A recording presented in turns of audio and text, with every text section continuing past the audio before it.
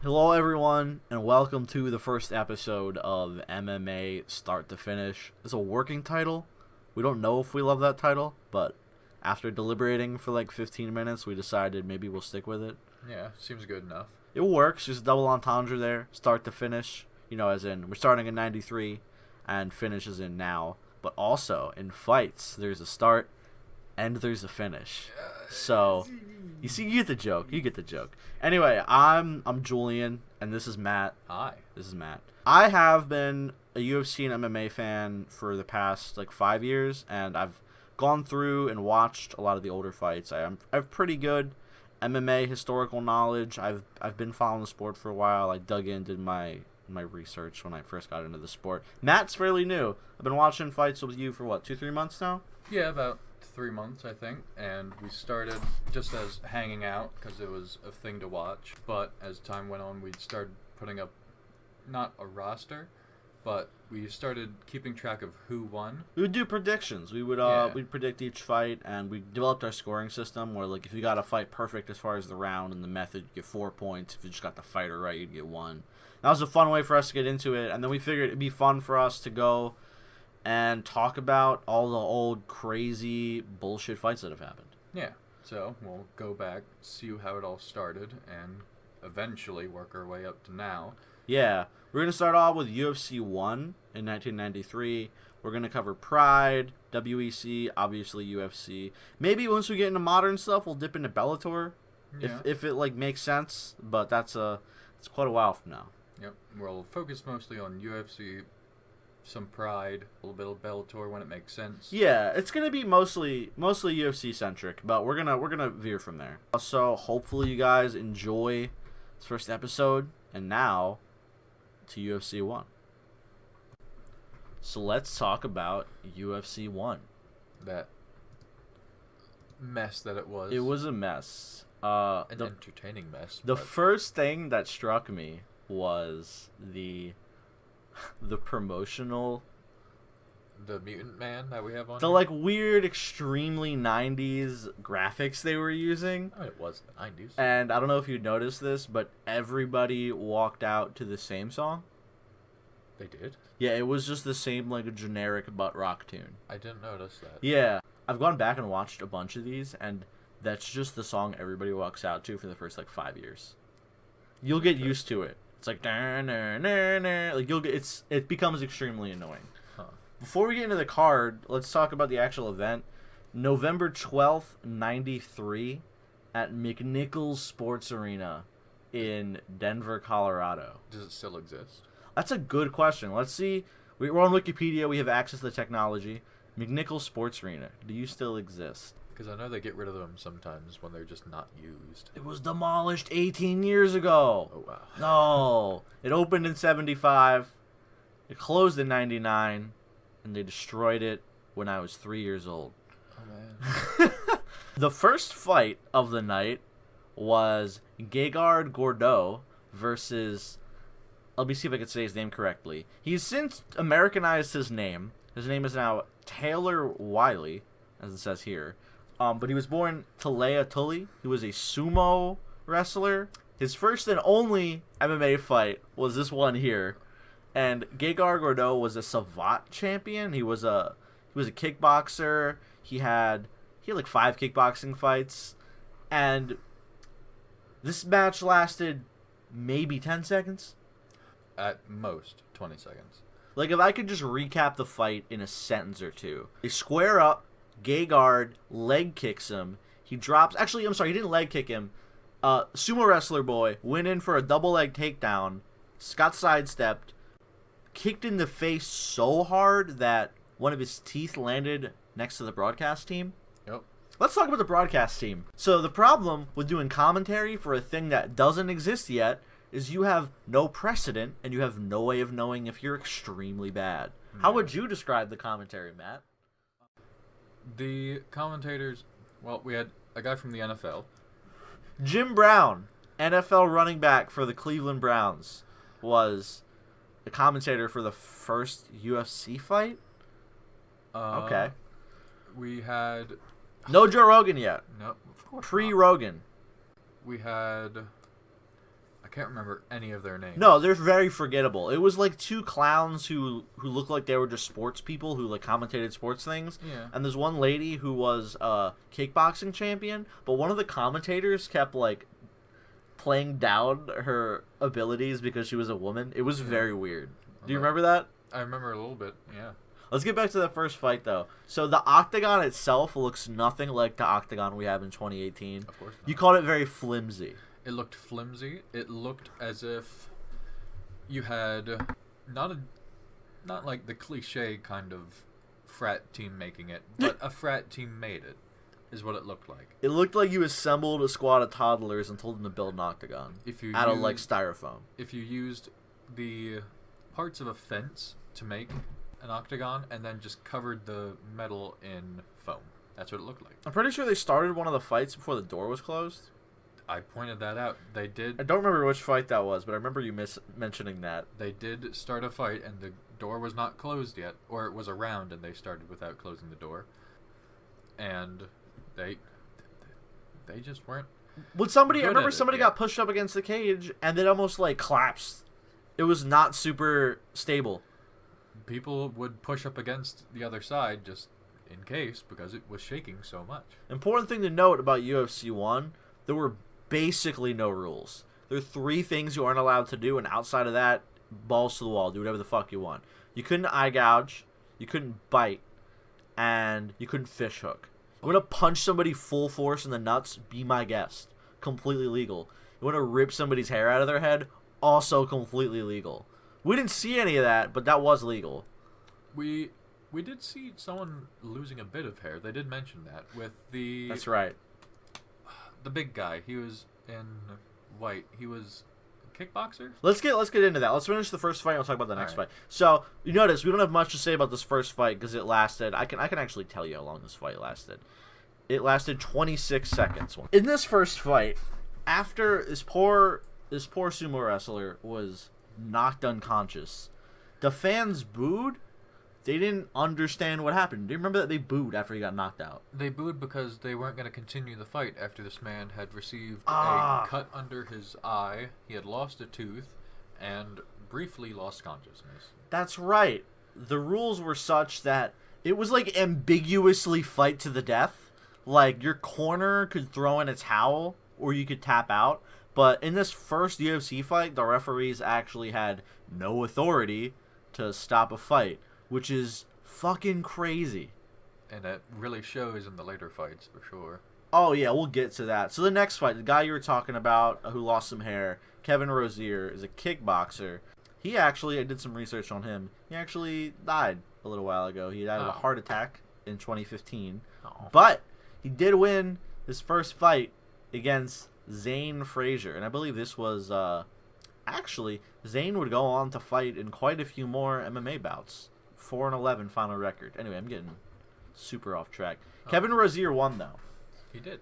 He did 2 things you can't do now to win that fight.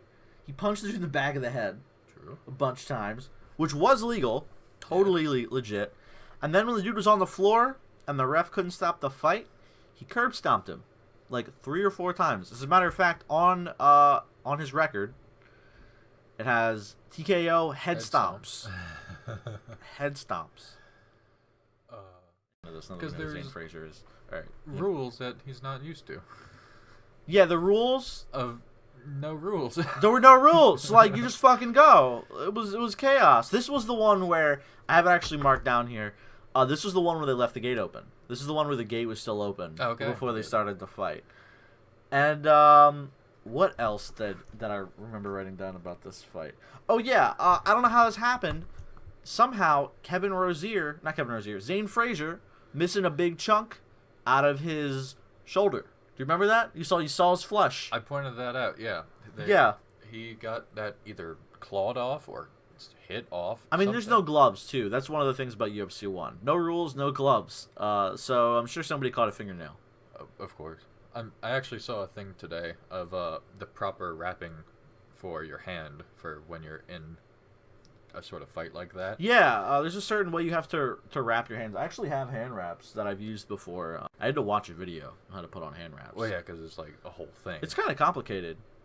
But he didn't need those hand wraps to curb stomp Zane Frazier into submission. Nope. He sent them on his merry way. Oh, yeah. Thing I forgot to mention about that last fight. Taylor Wiley, not only was he a veteran of the first ever UFC fight, also appeared in Magnum P.I. and Forgetting Sarah Marshall and Hawaii 5-0. As a matter of fact, he appears to be a mainstay in Hawaii 5-0, being in 96 episodes. So he seemed like a nice guy. He looked really familiar. I remember seeing this big Hawaiian dude. Yeah. And being like, that guy's face looks familiar. If you watched Forgetting Sarah Marshall, you will remember him as one of the guys that worked at the hotel. So, fun fact. Oh, this was also the point in the card where Matt turns to me and goes, oh God, they have to fight again. Yeah. Yeah, this is where we remembered, this is a tournament. This is just the first fight for everybody. Nobody is going home after they win. Yeah, because they backwards. They didn't know what they were doing. You couldn't do that anymore. They just assumed it would work, and it kind of did for the people who did end up winning in this one. What we're gonna see in the later UFC fights, what happens is there's a lot of people who won their fight, but they were too injured to fight again, so they have like alternate bouts, and the winner from the alternate bout would come in to fight. The alternate bouts often weren't part of the pay-per-view. UFC 1 had an alternate bout we didn't see. Jason DeLuca defeated Trent Jenkins by rear naked choke. Okay. But we didn't see that because that wasn't part of the official tournament. Yeah, so they had to fight again, which is nuts. Speaking of people that had no clue what they were doing, Royce Gracie versus Art Jimerson came up next, and this fight is basically just a piece of MMA trivia. Of course, if you know about the UFC, you know Royce Gracie, who, spoiler alert, would go on to win this tournament and introduce Brazilian Jiu-Jitsu to the world, and you know all the great things Royce Gracie and the Gracie family would do in the sport. But nobody knew what the hell he was doing. This skinny dude came into the octagon in a gi to fight Art Jimerson, a boxer who, if my memory serves me correctly, this was his only MMA fight. Had no clue what he was doing. Royce Gracie climbed on top of him. Art was wearing one boxing glove. Yep. Matt, I have a question. Did that boxing glove help him in this fight? I think it only was a detriment to his cause. Made it worse. Royce took him down, climbed on top of him, and Art kind of flailed around like a fish for like 2 minutes. Because he had no concept of grappling. He had no clue what was happening. Maybe wrestling with a brother or a friend. The crowd was chanting fight. Yeah. They were grappling. Mostly Royce doing the grappling. Yeah. The crowd was chanting fight. They had no idea what was happening. It's very funny to watch years later. He was just totally overwhelmed. He was not expecting that kind of a fight. He thought he could do it with one glove. He thought he could get in there with one punch and just put him away like he's an anime character. It just doesn't work that way. No, it does not. Art tapped to frustration. There was no submission there. Yeah. If my memory serves me correctly, on Wikipedia they have the method as submission by position, which means Royce climbed on top of him, he got frustrated, had no idea what to do, and just tapped out. Well, yeah, because there was nothing he could do. He was pinned. Probably a good decision. Well, Better than getting your arm ripped off. Yeah. Kevin Rosier, though, going back for just a second, that match between him and Zane Frazier, from what I can remember, it was like, at one point, Zane Frazier had Kevin Rosier not completely cornered, but, well, yeah, completely cornered, and he was just shielding himself. It was the most competitive fight of the night. He was just shielding himself from being beaten. If we had to give out, like, a Fight of the Night award, which we might do, that might be fun, for, like, our favorite fight from each card. Sure. This will probably be it. It was the longest fight. It was kind of back and forth. Kevin Rosier, Zane Frazier. We're jumping around a little bit, but... Yeah. It was the one I laughed at for 4:20, because that's how long it lasted. Oh, yeah. 4 minutes, 20 seconds. 4 minutes, 20 seconds. None of these fights broke 5 minutes. And what? Go ahead. They still had... Did they have the 3 5-minute rounds? They had unlimited 5-minute rounds. So you could just keep going until somebody lost. Jesus. Which... we'll see later why that gets changed, because as you can imagine, that didn't always work out to be very entertaining. Especially in a tournament. Yeah, this tournament idea, it's a miracle that worked out this first time. So far we have Gegard Gordeau defeats Kevin Rosier. Or, I'm sorry, defeats Taylor Tulola to fight Kevin Rosier next. Royce Gracie defeats Art Jimmerson. And then on our last quarterfinal matchup, we have Ken Shamrock, who would go on to become a pro wrestler in the WWF. Yep. And another pioneer in MMA as one of the earliest practitioners of the sport. Because Ken Shamrock, the only fighter on this card to come from a shoot fighting background, which I explained to Matt during the card. Shoot fighting was what they were doing in Japan before the UFC, where the rules were basically UFC rules, except you couldn't punch with a closed fist, so they used palm strikes, and they used a lot of grappling. Yep. So he was the most equipped for what was going to happen. And I quickly put him as a favorite when I was watching this, because just knowing what the UFC is with MMA and hearing shoot fighting being as similar as it is, I figured, well, he's probably the best suited to win this. That was one of the fun things about doing this, too. I've seen all these fights before, so I know who's going to win, but watching them with Matt and hearing who you think's going to win each fight, you were, like, mostly right. You saw the asshole come in with one glove, and you were like, this isn't going to work. Oh, yeah. Like, a lot of it, with a modern eye, is not rocket science. Yeah. Especially in 93. If you took any UFC fighter from right now and put them in the UFC in 93, it wouldn't be close. Yeah. Any UFC fighter. The only people who would be competitive would be like Royce Gracie and maybe Ken Shamrock, just because he's a big guy. Yeah, Ken Shamrock also on all of the steroids? Like, all of them, right? Pretty much. He looked... all the ones he could find. He was not quite the, I guess, peak steroids kind of bod, but you could clearly He didn't pass the smell test. No. He looked like he was...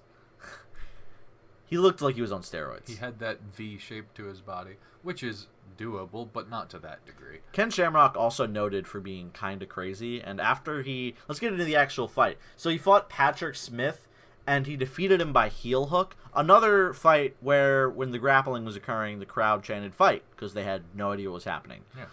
Took him to the ground.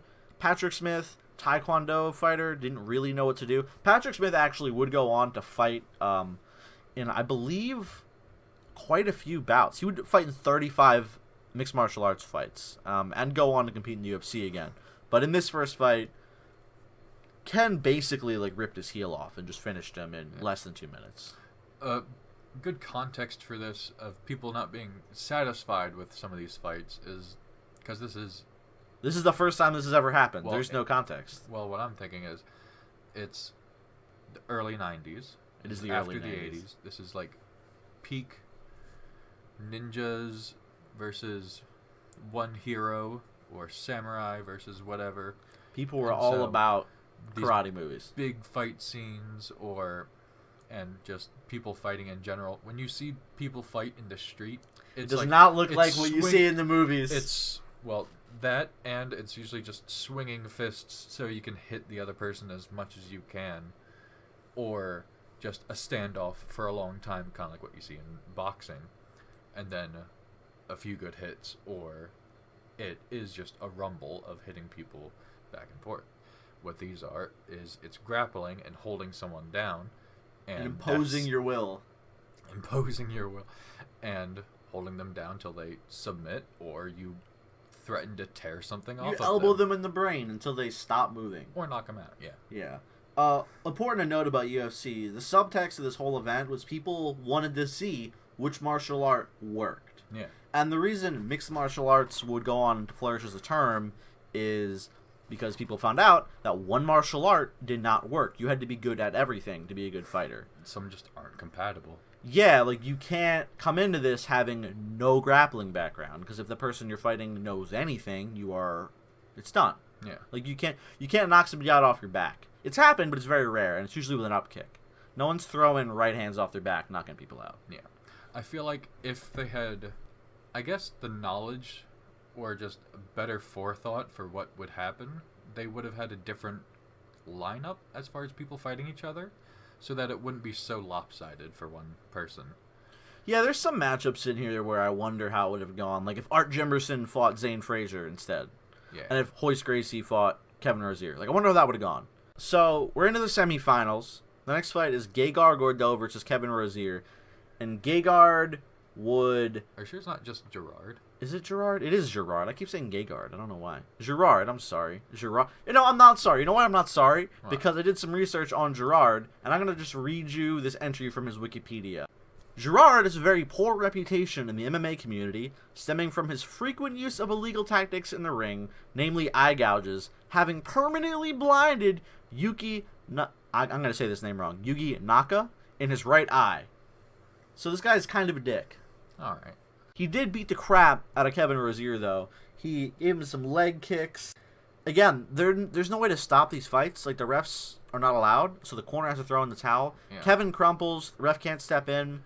Gerard starts curb stomping him in the ribs. Yep. And then... He was literally cowering. And he was in the fetal position. He couldn't tap out because he was too busy guarding his face. Yeah. If his corner... I don't even know what would have happened if his corner didn't think to throw in the towel. Yeah. It would have been really ugly. It was already ugly. He couldn't stop the fight on his own because he was too afraid of being hurt. Yeah, he couldn't tap. He was too busy trying not to get curb stomped. Yeah. There was nothing he could do to stop it other than just wait for his team to stop it for him. Something I noticed, too, after this fight, they were interviewing Kevin Rozier, and he was talking about UFC like it was a one-off. Like, it was a one-off thing that was going to happen. Everyone thought it was a one-off. Yeah, everybody thought it was a one-off. He was, like, talking about boxing promoters. Oh, I'm going to go into boxing. I'm coming out of retirement, telling promoters to, like, call his manager. Like, he wasn't super bummed that he lost. Like, he didn't, Yeah. Nobody knew what this was. The next fight, the first super fight, first legendary fight in UFC history, Royce Gracie versus Ken Shamrock. Ken, noticeably larger. Much larger. Much larger than Royce Gracie. Almost. He looked like twice the size. Like 60 pounds of muscle bigger. Yeah. Interesting because they're both grapplers. It was actually an interesting fight. Royce took Ken's back and choked him out, but the ref missed the choke. Did you remember that? Not the choke, I'm sorry. The ref missed the tap. He missed the tap. It was hard to see because of that camera angle. It wasn't a great camera angle. Yeah. I was surprised watching it because I couldn't see it, and it was just suddenly over because I couldn't see what exactly was going on. Another thing to think about is the cameraman didn't know when submissions were being set up because it was new for the cameraman too, so they couldn't set up their camera to catch the development of a choke the way now. You see somebody take somebody's back in 2018, start putting their arms by their neck, the camera switches over to a front view so you can see the choke progress. Yeah. They didn't know what he was doing. They just knew he was on his back. Yeah. He then chokes him out again, and then the ref finally realizes 57 seconds into the fight that it's over. Yeah. It was a quick one. It was a quick one. But again, like probably one of the first important UFC fights in UFC history. Yeah. The final fight of the night. Before we get to it. Yes, before we get to the final fight. Gerard versus Kevin, the other semifinal. Yes. It felt much longer than 59 seconds. It did. It felt like it went on... It probably did go on a lot longer than it should have. Kevin was just getting the shit beaten out of him. I mean, he also had the much harder first round fight. Like we were talking about earlier, oh no, these guys have to fight again. Kevin was really the only guy who won his first fight and suffered any damage. Gerard seemed bored fighting. He did see... Every time Gerard, his smug Netherlands ass, walked out to the octagon, he looked tired, looked like a dad that just rolled out of bed. He had the easiest time out of everyone here, I think. In the first two fights. Because in the first fight, he just kicked... Was it Taylor Wiley? That is his name now, Taylor Wiley. All right, his English name. We'll just call him Taylor. He just kicked Taylor. The sumo wrestler. Yeah. He just kicked him, and he was done. 26 seconds. If that. Dude, that feels wrong to me. That didn't even feel like 26 seconds. That felt like 10. I think most of it was just them looking at each other squaring to get a feel, up, and then he got kicked, and then they took a second and then cut it. For him against Kevin, he just kept kicking him and then stomping him, and then it was done. He was didn't already break tired. a sweat. Yeah, it wasn't. And then we have the final matchup: Royce Gracie versus Gegard Gordeau. And in this one, before the fight, there was a weird coronation ceremony by the Gracie family. Do you remember this? I remember. We skipped through most. We skipped through a lot. So the broadcast on this event, as we already mentioned, is bad. Like, they don't know what they were doing, and why would they? This is the first time anybody had ever done this. But we skipped through a lot of the between fights bullshitting, and we also skipped through a lot of the ceremony, namely because it seemed extremely out of place, and the crowd did not seem to know what the hell was going on. No. They were extremely disinterested. The biggest word used, I think, by the commentators was just the word strategy. As far as just most commonly used word, I see he's doing some strategy on the ground there. Or I think his strategy is to use some strategy to get his strategy. Just like vague compliments. Because they were all using... They didn't know what was going on. Yeah, and... To be fair, I wouldn't know either. I'm still new to this. I don't know all the proper terminology. But you would do better. I guess. You would do better. You would know when somebody's setting up for a choke. You would know when somebody's in guard. Nobody from this broadcast team carried over to... I believe maybe the ring announcer. I forget his name. We kept making fun of him. Yeah, because he was just... I think it was Ron was his name. He would become the announcer for the next couple UFC fights, but none of the broadcast team would. Jim Brown didn't commentate any more UFC fights. Editor's note. Jim Brown would go on to commentate UFC fights, actually commentating the first 9 events by the promotion, so I totally misspoke. We didn't have our Bruce Buffer yet. No Bruce Buffer, no Joe Rogan, not even any Mike Goldberg, but we did have Royce Gracie versus Gerard Gordeau, and this time when Royce got him in a choke, he made sure the ref noticed. Yeah. I don't know if you saw that, he held on a little longer than is socially acceptable when you're strangling somebody. It was a minute 40 seconds. That sounds about right. That sounds right. Thoughts on this fight? I definitely thought Royce Gracie would win after seeing him beat Ken Shamrock. I mean, he kind of just went through people like butter. He was like a wizard. Nobody knew what they were doing. Yeah. He, up to this point, had the second easiest time because Gerard just went through everyone. If we just go by ring time, as far as like people who made it to the semifinals, well, that's not true. Ken Shamrock's fight was slightly shorter, but if we're looking at ring time, Gerard spent less than 2 minutes fighting before this fight. Yeah. And Royce had like 3 minutes of octagon time, which granted is not a lot, but it matters when you're fighting 3 people in one night. Yeah. So as far as the format of this event, we will see more tournaments in the future, and we will see problems with these tournaments, and eventually the UFC would transition into the model we have now, where there's just fights that are booked, and you don't have like resolution to rankings in one night, because you can't fight people in a cage more than once a night. Yeah. You will get tired. Any closing thoughts on UFC 1, the beginning? It was certainly a beginner's thing. I don't have any great real ending thoughts. Like it's like cool as an artifact, but it wasn't particularly entertaining. I feel like had they put more forethought into who's going against who, it would have been a more... Actually, no, they probably did it... I think it worked out okay. I think what I'm thinking is what would have made a better competitive fight. People were looking for... What's the more interesting fight? What would happen with a Savate guy against and a sumo wrestler or a Brazilian jiu-jitsu practitioner and a boxer? Yeah. Just weird shit. This was all about weird shit. Like, as we get further in, we'll see the brawlers. We'll see the guys who just like, I like to drink beer and punch people in the face. Like, those guys exist too, and we will see them. But UFC 1 had an international flavor, that's for sure. Yeah. I mean, the main event, there were... Let me count here. 5 American fighters. The only 2 non-American fighters are the ones who made it to the final. That's interesting. Royce from Brazil, obviously, and Gerard, I think I said he's from the Netherlands. Yeah, he's Dutch. He's from Den Haag, Netherlands. What a name. Any other thoughts? I will admit, I don't know if I'd call it cheating, but I did, like, look ahead at the next UFC fight and the one after that. I didn't look at who won, but I did look at like the cover poster, and I did see Royce Gracie shows up. Yeah, let's before we close this out, let's just like briefly talk about the next fight we're going to be talking about. Let's talk about UFC 2. They used to have fun little subtitles too. UFC 2 is called UFC 2 No Way Out. That's probably how some of the guys felt. I believe this was also a tournament. Also in Denver, Colorado. Go ahead.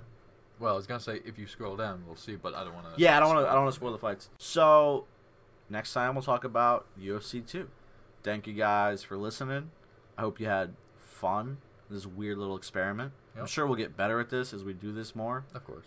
And any closing thoughts? I'm interested to see. Since Royce Gracie shows up for the third one, I know that. I don't think he'll get defeated. But if he does... Interested to see what defeats him. Yeah. Is it just one punch, or is it going to be someone who's better at grappling? Who knows? Well, we'll find out next time, maybe. Thanks for watching, guys. Or listening, rather. And see you next time.